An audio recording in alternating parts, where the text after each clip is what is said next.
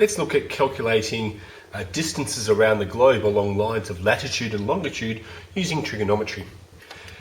If you remember that a line of latitude is a line that goes horizontally around the Earth. So if I have the Earth that looks like this, and the line of latitude goes around that way. A very common line of latitude is the line of latitude of 0, which is the equator.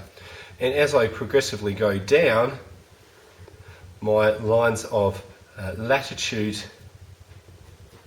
are given a number, so in this case 10 degrees south, which means that I'm moving away from the equator at a line which is 10 degrees to the south. So if I was up here and that was 30 degrees, then this line of latitude here would be 30 degrees north.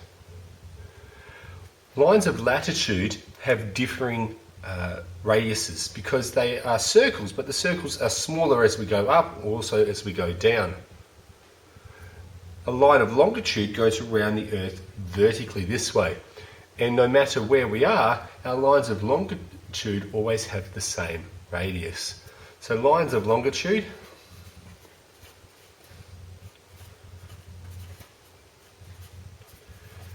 they have a radius of approximately 6,350 kilometres.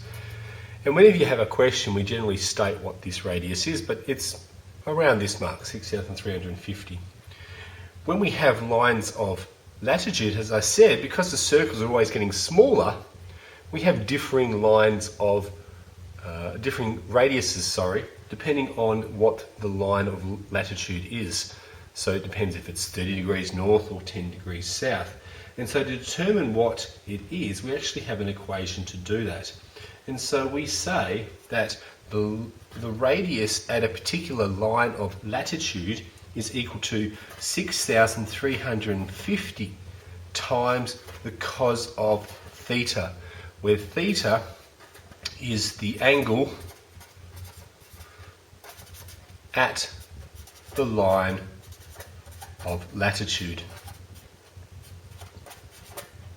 So an example of that is at 30 degrees north, this would have a radius of 6,350 times cos of 30, because that is 30 and that one there is 30. And you can compute what that would be.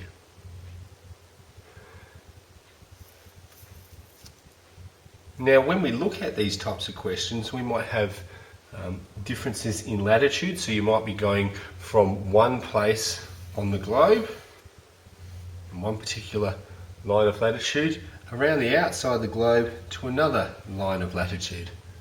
And we'd have an angle difference which would represent this.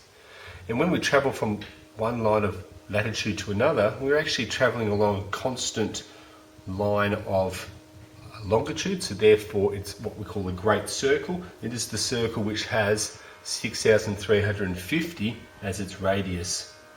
And in this situation here, say theta was equal to, if this was 30 degrees north and this was 30 degrees south, then theta would be equal to 60.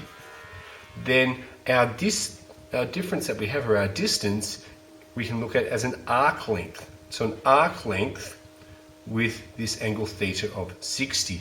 So that arc length is 60 on 360 times 2 pi r. Well, the radius in this case is 6,350, and you could compute what that would be.